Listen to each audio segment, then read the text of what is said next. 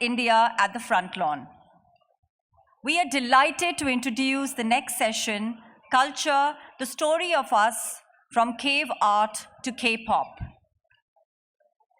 Perhaps the most enthusiastic proponent of the importance of arts and humanities, Martin Puchner brings together a delightful history of humankind in his latest book, Culture, the Story of Us, from Cave Art to K-pop. In an attempt to document cultural crescendos from ancient Greece to a time capsule left on the moon, the book alludes to fundamental questions about identity, community, and existence. Along with Anna Della Subin, Puchner elucidates the role of art in the propagation of knowledge and cultural discourses. I'm honored to welcome our first speaker, Martin Puchner, a professor of English at Harvard University. He's a prize-winning author whose books range from philosophy to the arts, including the best-selling The Written World and his memoir, The Language of Thieves. His new book, Culture, the Story of Us, will be published in early 2023. Our next speaker is Anna Della Subin, a writer, critic, and scholar born in New York. Her essays have appeared in the New York Review of Books, Harper's, the New York Times, among others. Accidental Gods is her first book. Ladies and gentlemen, please join me in welcoming Martin Puchner and Anna Della Subin. The session is Culture, the Story of Us, from Cave Art to K-pop. Thank you so much, Martin. It's a huge privilege to be on stage with you. This book, Culture, is a phenomenal voyage through 37,000 years of the human imagination.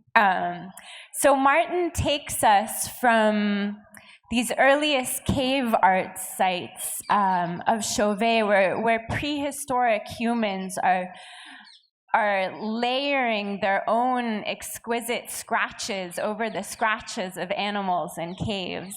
He takes us from these earliest sites through the philosophy of figures such as Plato, through the Baghdad Caliph al-Ma'mun, the Buddhist Emperor Ashoka, right up through the greats, the modern greats such as George Eliot and Ezra Pound. I massively enjoyed it. And it's a bit hard to know where to even begin a conversation about a book with such an expansive scope. So I thought we would start with what's actually missing from the book. So I thought as I was reading, at some point, especially as we got into the 18th and 19th centuries, we would meet some dead German philosophers or some dead British thinkers, these kind of great men who defined the word culture for us, the kind of modern concept as we understand it today. But these dead men are absent, and I must say I didn't miss them, but I was hoping you could just situate us a little bit. Like, tell us about your choice not to define culture in the book, and what do we mean when we talk about it? Of course, and it's great to be talking to you, Anna Della. Thank you. I begin maybe not with a definition, but with a distinction that became important to me, and that's the distinction between know-how and know-why. So know-how is the story of tools, of technology, of scientific discoveries that allow us to manipulate the natural world. And I contrast that with know-why, with the fact that humans keep making these extraordinary objects and performances and art that have no immediate utility, and that we yet keep investing enormous amounts of cultural resources and financial resources and ingenuity into making. And even though they don't have immediate utility, they they are clearly answer to some fundamental desires about orientation in the world, about meaning making. And that's the domain of the arts and culture that I want to stake out. And maybe to add to that one more component that's perhaps even more fundamental, and that is that culture is not natural. And by that, I mean that it's not, humans everywhere have always produced it, so it does answer this clear need, but it doesn't get transmitted automatically, unlike our DNA, which means that we have to devise ways of passing down cultural knowledge to the next generation. Otherwise, it gets lost.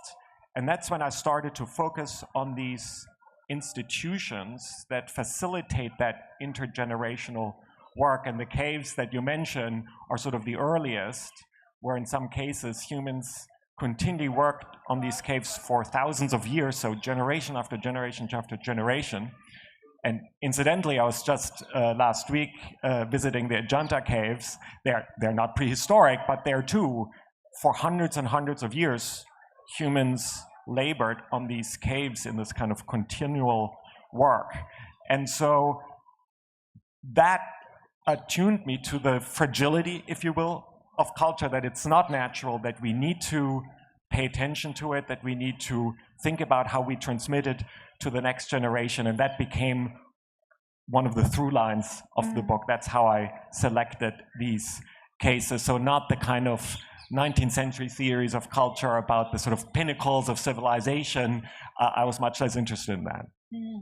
Something I found just so moving about the book is how you convey to us that what we really know about the history of culture comes from these kind of sealed sites. It's these kind of pockets where culture almost becomes entrapped through acts of, tragedies, earthquakes, volcano explosions, avalanches.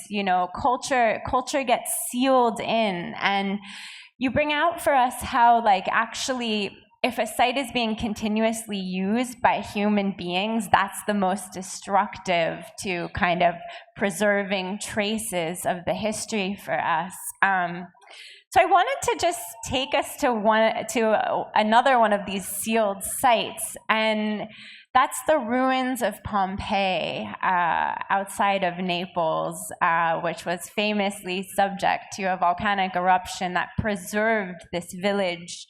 It's kind of a time capsule. And you tell us in particular about the unexpected discovery of an Indian goddess in Pompeii. Can you tell us a little bit about that? Yeah, so that's a very small figurine from South Asia that was preserved in Pompeii, in this villa in Pompeii. And there are two things that really fascinated me about that. It shows the Roman trade with South Asia, and it was a very significant trade, and in fact led to an incredible trade imbalance because Rome had to spend hard coin to acquire spices, of course, but also art or cult objects like this small figurine that they then imported. So it shows the borrowing of culture, the circulation of culture, and that's, of course, as you know, also a through line. But then, as you mentioned, the kind of time capsule that we know about this Indian statue really only because the volcano erupted and sealed Pompeii and turned it into a time capsule. And that, at first, I thought of this as a real paradox. Why it should be that these violent events, these destructive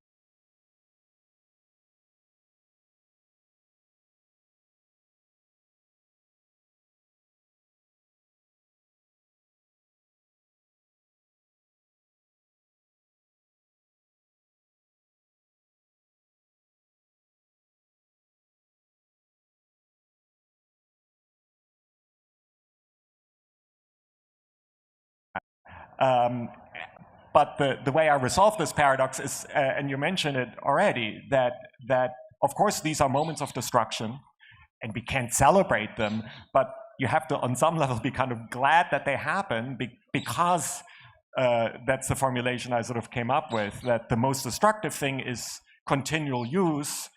So in the case of that statue, you know, the woman, the statue is part of a mirror, so the woman who owned that statue and that mirror would have at some point, you know, maybe abandoned it or sold it, or might have gotten destroyed and discarded and left Pompeii, and we would never know that it ever had been there, most likely. I mean, this is why archaeologists like trash heaps, because things get preserved there. So in any case, so that's that time capsule. And when I started the book, I didn't think about time capsule at all, but that became another through line or pattern I noticed.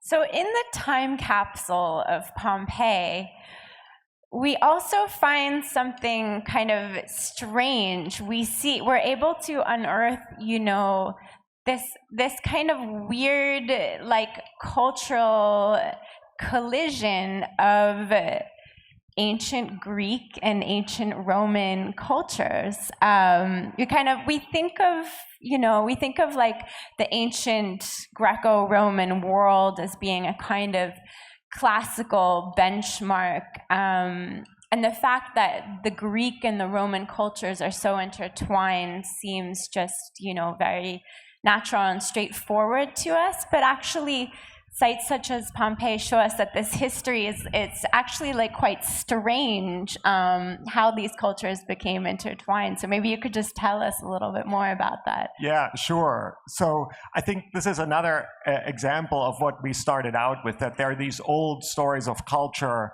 that keep circulating, and the one about even the term Greco-Roman world shows that. And the idea is always sort of that there's this torch of civilization that the Greeks lit, and then they passed it on to Rome, and then Rome passes it on to Christian Europe, and so there is this quote unquote tradition.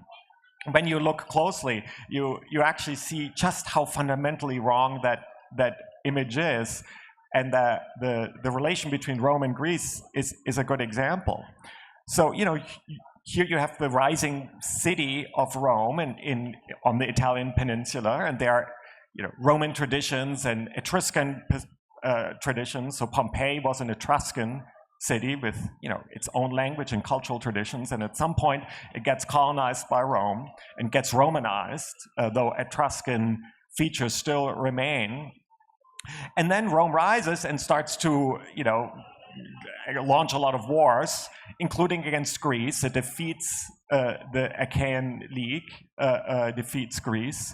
And then something very strange happens, namely that they decide to essentially graft Greek culture onto their own Roman and Etruscan traditions. And that's something I think that's very strange and in no way natural or necessary. You know, we would perhaps imagine that a conquering power would impose its own culture onto a defeated foe, but sort of the opposite happens. And so I started to think of this as a kind of cultural grafting that happens here. And incidentally, it's also unusual in that the Romans basically decided to translate the entire canon of Greek literature into Latin. And this, again, is something that seems very usual to us. We are very used to being able to read literature in translation and to have entire canons of other cultures available to us. But this was one of the first times that this actually happened. There were individual texts that were translated, like, you know, Buddhist sutras into Chinese or the Hebrew Bible into Greek. But that a culture would deliberately decide to translate entire canon from another language and another culture was very unusual in the ancient world. And so this happened there. So I think it's very important to sort of interrupt these old stories about culture and pinnacles of culture and, you know, torch of civilization being passed, and to see just how interesting it is and what happens at these moments when one culture borrows from another. Yeah, it's just like so fascinating and counterintuitive that the conquering Romans would then kind of, graft the defeated culture onto their own. And it's really a moment of cultural theft and appropriation. These are very kind of words that get spoken about a lot today. But a central question that really drives your whole book is this question of, is culture property? Should it be? And I wanted to take, as a way of getting into that question more deeply, I wanted to take us to another moment of cultural stealing. And this concerns the Ark of the Covenant. So the Holy of Holies in the religion of Judaism, the Ark of the Covenant, it's like the mobile box shrine holding the 10 Commandments. Some traditions even say that it was the footstool of God himself. He would kind of put his feet up on it. And it's inside the first temple at Jerusalem. But then when Solomon's temple is destroyed in 587 BC, it goes missing. The Ark goes missing, and it allegedly winds up in Ethiopia in a church. Can you tell us how this happened? Absolutely. It's a really fantastic story and not known enough. So the source for this is the ancient Ethiopian text, the Kebra Nagast, written in the Ethiopian scribal language, Ge'ez. And it's based on that biblical story of the encounter between the Queen of Sheba and King Solomon. So the Hebrew version of the story goes that Queen of Sheba has heard that there's this wise king in Jerusalem, so she goes to check him out and subjects him to a kind of cross-examination. Is he really all that great? And she comes away pretty impressed, but she doesn't stay and she goes home, and that's the episode. So in the Kebra Nagast, this text elaborates really on this episode and says that something else happened, namely that she got pregnant with a son from King Solomon and goes back to Ethiopia, and the son grows up, and when the son is of age, she sends him back to his father. King Solomon accepts him as a son, wants him to stay, but after a while, the son wants to return to Aksum in Ethiopia, and so King Solomon lets him go, sends a group of noble youth with him, but when they leave, they steal the ark and take it with them, and so this is how it ends up in Aksum, and it's another moment of cultural grafting.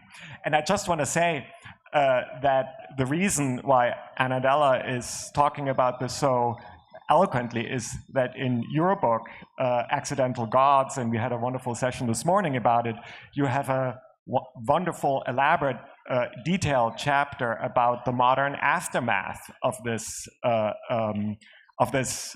cultural moment of grafting, namely when in Jamaica, Rastafari use the Kebra Nagast as a kind of origin or as a cultural resource, let's say. So the original graft from Jerusalem to Aksum continues from Aksum to Kingston. And so it's again, I think the story is fascinating. It exemplifies so much about how culture works. It's not well known enough, so it's great to be able to talk to you about it. Yeah, I feel like one of the details of it that I love the most is that when the son Menelik goes to Jerusalem, he just really misses his mother, the Queen of Sheba, so much. So he goes back to her, and then the ark gets stolen along with him. And this story becomes the sanctifying, legitimizing story for the dynasty of Ethiopian emperors right up through Haile Selassie. And then it becomes, as you were saying, a sacred text in the religion of Rastafari. So it brings together, the Old Testament, the New Testament. It probably came through Arabic and had a lot of Islamic influences at some point, which were then erased. what you bring out so interestingly is how the story is then kind of used by Ethiopian Christians to turn against, Ethiopian Jews too. It's an act of borrowing that then like turns against its source. And against Islam, as you point out. Yeah, so it really, on the one hand, it kind of beautifully illustrates this idea in your book that culture gets its power when it's shared, Yeah. But then on the other hand, there's the thorny question of like, whose property is it? Should culture be a form of property? Yeah. No, and that's of course something a lot of people are thinking about these days. And I think I wrote this book, of course, before the background of our contemporary struggles about culture or culture wars, questions about appropriation, restitution of cultural objects to places from which they were looted before they ended up in Western museums and all of that. And for me, it's not so much staking out a particular position in any of these debates, but bring a sense of cultural depth to them. And I think that what I would say is that it's true that the sense that there are cultures owned by the people who live them can be a powerful argument, especially when it comes to minority rights or in the restitution debate. But on the other hand, if one takes the long view of culture, I am just really struck by the fact that cultures thrive through sharing and borrowing. And it's not always pretty. It's cultural history proceeds before the background of war and invasion and violence and can't be separated from it. So I found myself being often torn because my tone or attitude is in many ways celebratory, in part because when you take a long view of cultural history, you see just how much has been lost and abandoned or destroyed. And so you cherish moments like the Indian statue in Pompeii, when something has been preserved. But despite that enthusiasm, of course, it's always important to remember the dark side of cultural history as well. Yeah, exactly. I completely agree with you that culture should not be owned. Culture is not property. But then, especially as an American, and we're both living in the United States where these debates are so heated, okay, so culture isn't property, but like, what if culture is all you have? What if you have been so deeply dispossessed by histories of systemic injustice and poverty, and I think for instance of like Native American peoples in the U.S. where really their culture is in many ways all they have, and so how do we navigate that? Yeah, no, I mean culture is such an important feature of identity, and it can be very often embattled and be a source of resistance also. So I think that's very important. The only add-on perhaps I would offer is that all cultures are ultimately cobbled together from many different traditions. So that not to fall into the language of cultural purity that you sometimes hear in different venues. And so that's because I think once you speak the language of cultural purity, sometimes it can lead itself to acts of cultural vandalism, but it can also deprive you of the kind of cultural resources that you might be at your disposal. And so that's where I think that's why I try to distill from this cultural history a sense of just how powerful these acts of borrowing and grafting can be, and that it would be a pity to sort of discourage them, I suppose. You have this beautiful way of describing in the book how in some ways we're all latecomers to culture, we're participating in a cultural economy that prizes the new. You know, we're all of us speakers here at Jaipur, like, we have new books out, we're supposedly original thinkers. You know, Martin's book is so new that it isn't even published yet, it's still in the future. And so amid all of this, you know, cherishing of the new, like, you're reminding us that, like, we are all profoundly latecomers to this kind of larger arc of culture that precedes us. Can you tell us a little bit more about, like, why it's important to remind us of this? Yeah, no, it's really true. And it's interesting, this value of originality is actually a relatively recent invention. You know, for most of human cultural history, people weren't like trying to innovate and then saying, you know, I'm doing the creative destruction and here's something completely new, admire me for my originality. Doesn't mean that people didn't innovate. You know, I mentioned Queen Nefertiti begins with the book. The book begins with this act of innovation, a new god, a new city, a new way of representation that she instituted. But originality as a value in itself is really only a few hundred years old, and I maybe it has to do with capitalism.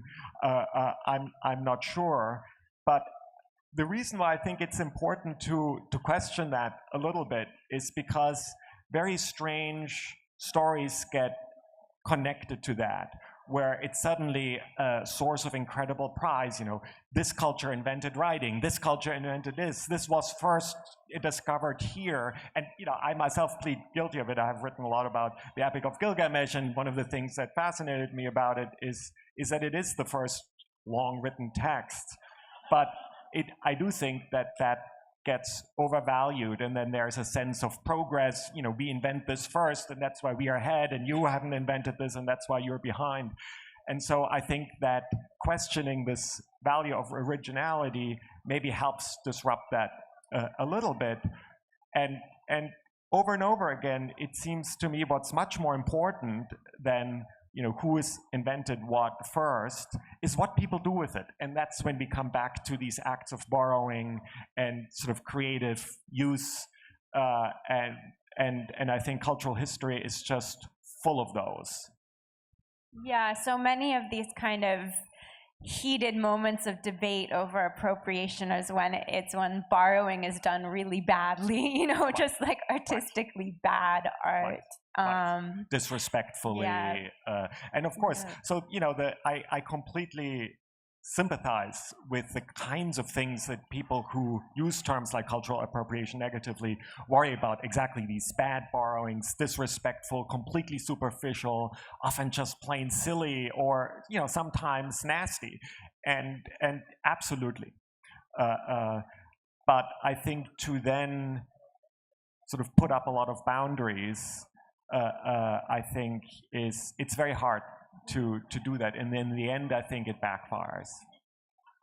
I wanted to talk a little bit about some latecomers to culture who are not yet born yet, and also in kind of going back to the idea of an arc.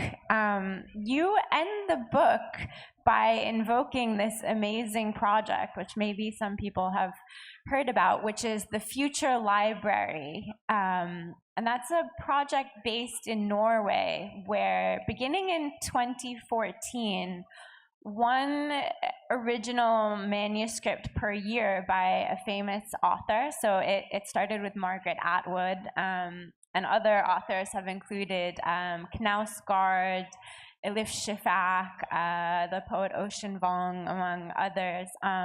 So each year, one manuscript is secretly encrypted in this vault in Norway, and it's not to be opened for another 100 years. So we won't know what these books say for another 100 years. And Margaret Atwood has kind of spoken beautifully about this not yet embodied hand who's going to open these texts in the deep future. And they've planted a forest of saplings and the paper that these books are going to be printed on, it's growing right now. So these trees are also growing, and so I just wanted you to talk a little bit about this project. It's in many ways a kind of perfect encapsulation, literally, of like all of the themes in the book. Yeah.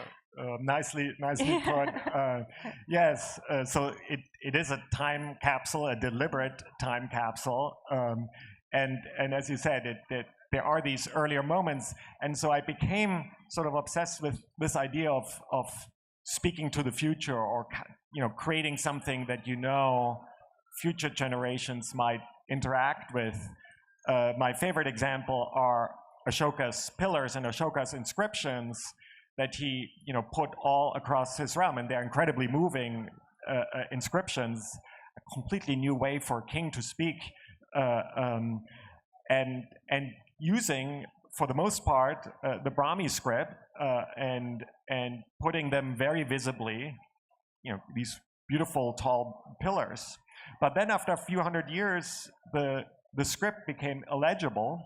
The pillars remained, and oral stories started to accrue around them, and then much later, the Firoz Shah Tughlaq found two of these pillars, couldn't decipher it, but used it, transported it to Delhi. So another moment of sort of cultural use or appropriation, and only much later were they rediscovered. And so episodes like these got me thinking about writing, about the difficulty of actually speaking to the future. I think Ashoka, like many who use writing, in some sense overestimated the longevity of writing, even though they were written on stone, because writing requires this whole sort of infrastructure of passing down knowledge to the next generation, literacy, schools, all of that, and maybe underestimated oral storytelling that accrued around them.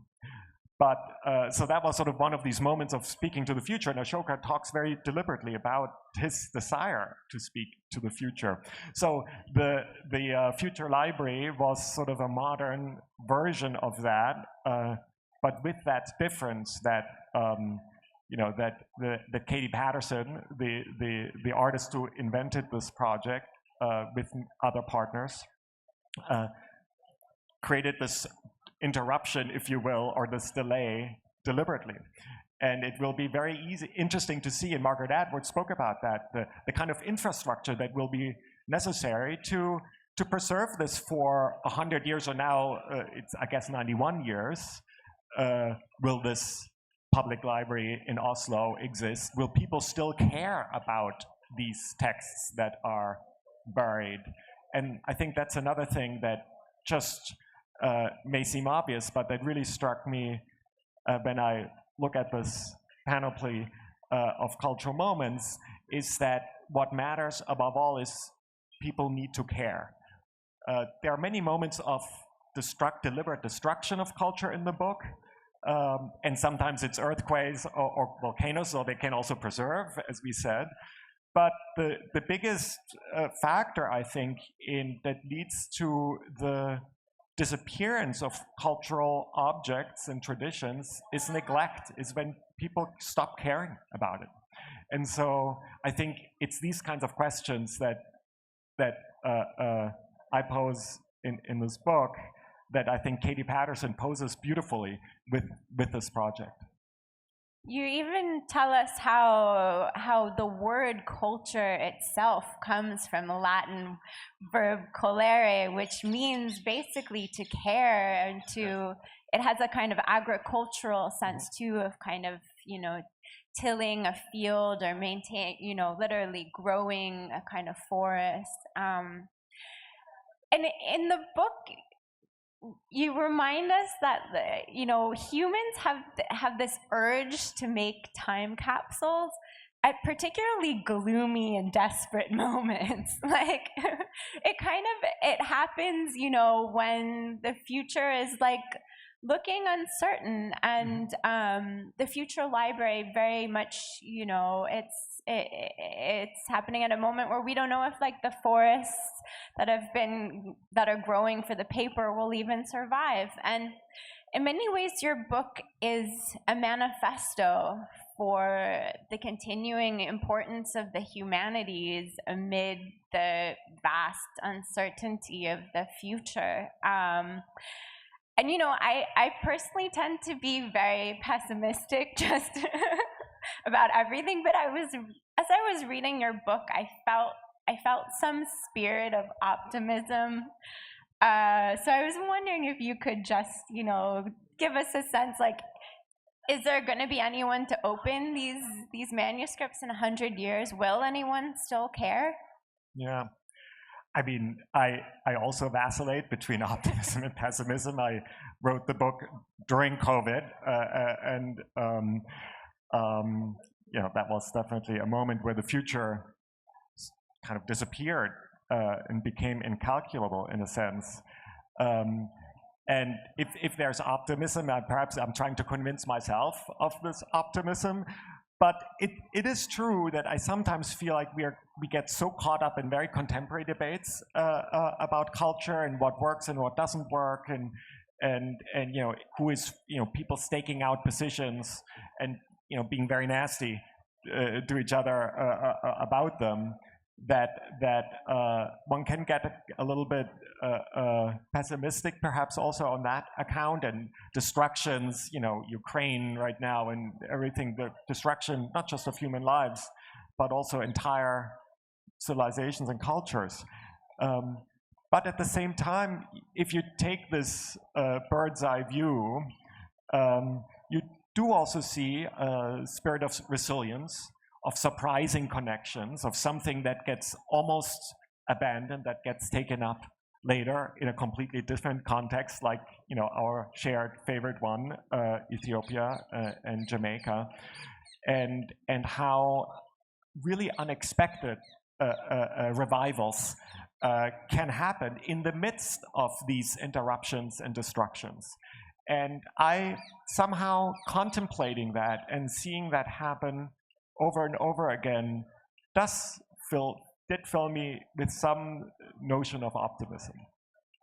I think we have a little bit of time for questions from the audience. There's just right, yeah.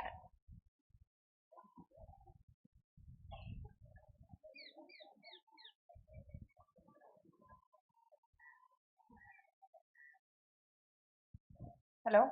Yeah.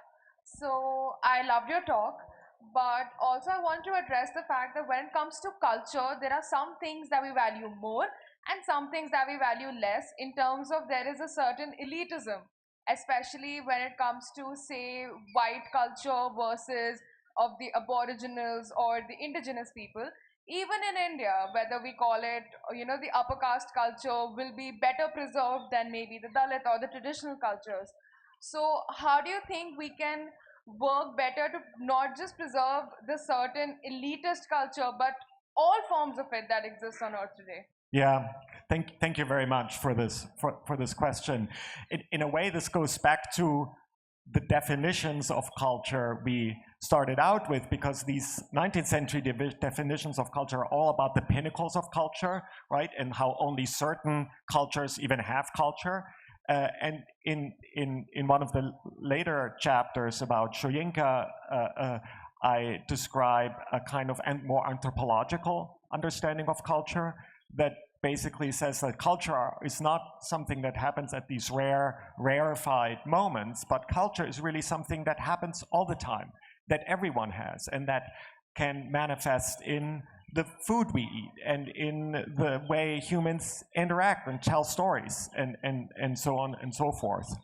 And so, you know, what I mentioned earlier briefly in passing, the kind of overvaluing of writing, for example, is a part of that, where what's written down tends to get valued much more than oral traditions or immaterial.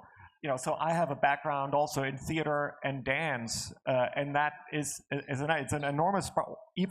Also music. There are certain cultural forms that are just much harder to preserve, that really require a kind of person-to-person, body-to-body transmission.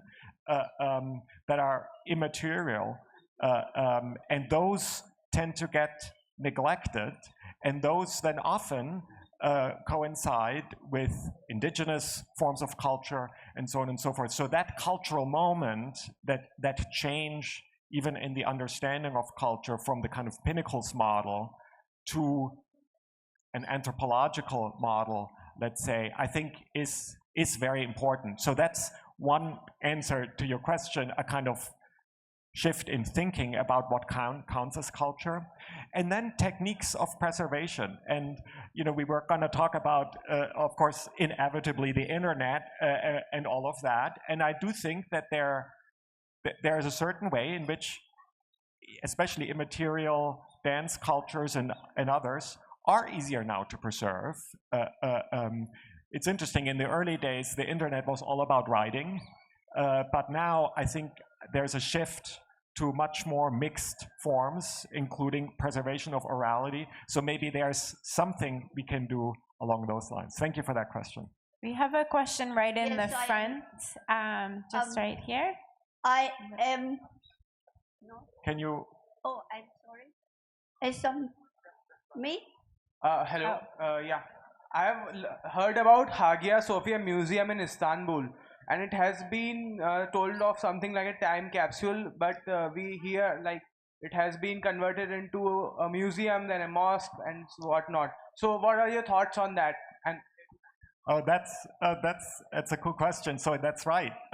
Hagia Sophia, it starts as a church, then it becomes a mosque, then it becomes a museum, and then it becomes a mosque again. And I think that's really interesting. And you can see actually the different layers of that if you go to that space. So I think that's interesting. I mean, so on the one hand, it encapsulates the history of Constantinople become Istanbul, from the Byzantine period to the present. It encapsulates the history of Turkey as a modern nation, and the role of Islam plays in it. I suppose it also really speaks to two different, I started with talking about different institutions of passing down culture. And we have one, the museum, also a relatively recent development, phenomenon, and a mosque or church or temple, raising the question of religion and art. And that's sort of another through line, that the distinction of aesthetics and art as a completely distinct and autonomous sphere is again a kind of Western and very recent idea that you cannot project always back in time. So those are some thoughts, but that's a great example of how one place, one institution that has this longevity, but also seen all of these changes that you point out. Thank you for that. We have another question right in the front here. Hi, I wondered if you had anything to say about the commodification of art and how the aestheticization of certain, for example, the tortured artist or the mad woman in the attic, and how the aestheticization of certain kinds of texts or pieces of art are, how it affects that and it might manifest itself in the future. Yeah. No, very important question. So my first thought is that I think part of my sort of ultimate resistance to think of art as a possession is that it's, it makes me think of copyright and a kind of capitalist economy of art. To think of the art market is, of course, the most extreme example of that, the contemporary art market, which is completely crazy, where art becomes an object of speculation and where speculators invest in these art objects, place them in these extraterritorial storage facilities where no one can go, where no one can see them, where they become pure objects of speculation. That's, I think, the most extreme form of what you are talking about. And it's that notion of ownership that I think really rubs me the wrong way and that seems to go against the dynamic of culture that I see. So I think that's the first, I would say. And then the other maybe connects why particular objects are always sort of singled out, has to do with canons and canon formation. And I think this goes back to what we talked about in terms of sort of old stories of culture that need to be really questioned and interrupted. And so in the book, I have some better known art objects and sites, but also many lesser known, like the Kebra Nagas that we talked about. And I think that's there is, you know, if you attempt a global history of art, you very quickly realize just how skewed and in a bad way selective most books of art history or cultural history really are.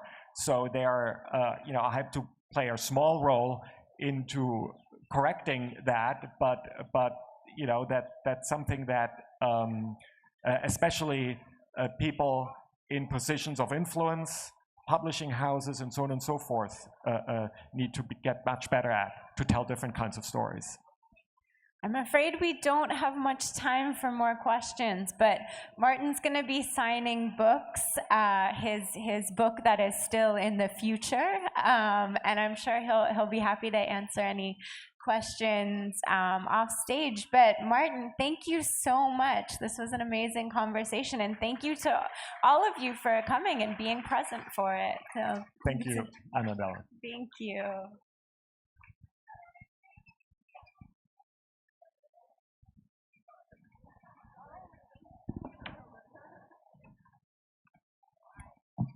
We would like to thank Martin Puchner and Anna Della Subin for this riveting session. Ladies and gentlemen, please join me in giving a huge round of applause for Martin Puchner and Anna Della Subin for that enlightening and wonderful session. Martin Puchner would be signing books at the book signing desk on my right-hand side, so please grab your copies from Full Circle, which is at the back. Please subscribe to the Jaipur Literature Festival YouTube channel to access all the sessions. And we'd love to hear your opinion on the social media. So please tweet using hashtag Jaipur Literature Festival 2023 and tag @JaipurLitFest. Our next session is first edition, Energize Your Mind, Gaur Gopal Das in conversation with Punita Roy. At Charbagh, we have Moon Witch Spider King, Marian James at Mughal Tent. The session would be What Makes an Institution Work? At Darbar Hall, it is the slave trade, Chris Manjapara and David Olusoga. We'll begin with our next session shortly. Thank you.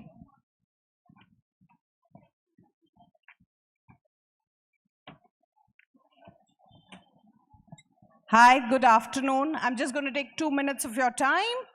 Festivals like this come alive and are made possible by a lot of people's work, a lot of resource, a lot of energy, hours and hours, months and